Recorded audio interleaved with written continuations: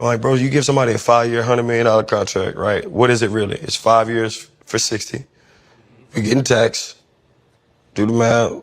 That's 12 a year, that you have to spend, use, Save, invest, flaunt, like whatever, however, just being real. I'm gonna buy a car, I'm gonna get my mama a house, I'm gonna do, everything costs money. So if you spending $4 million a year, that's really 40 million over 5 years, 8 a year, And now you start breaking down the numbers, it's like, that's a 5-year span of where you're getting 8 million.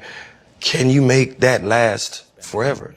So 100 million over 5 years, you're looking at $20 million per year, right? Now, NFL contracts are typically W-2 contracts. So what that means is the company actually withhold your taxes before you even receive your check. So federal, state, local taxes, you may be going home with even less than half that $20 million. So around about 9. But I'll go with what you said just now, that you're going home with more, like about 12, right? It all depends on your state and on the different local taxes that you have. In any case, $12 million, I want to put half of that, $6 million, into an actual account where I'm looking to get about 8% on average per year. Now, let's pause a second.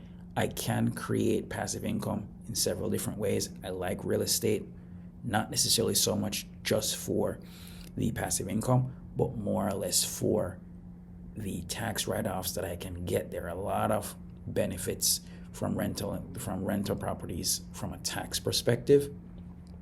I'll do another video speaking primarily about that. But for this, I'm creating an account where I'm looking at getting about 8% per year. So I'm very liquid, that I could use the money to do anything I want at any given time.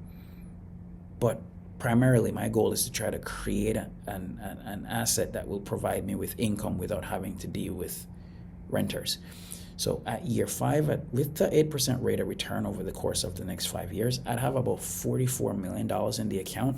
I'll rebalance the account at the end of year 5 to be a little bit more conservative. And I'm looking to do a 4% rate, 4% safe withdrawal rate. So I'd be getting about $1.7 million per year. And I never necessarily have to put any money back in that account again.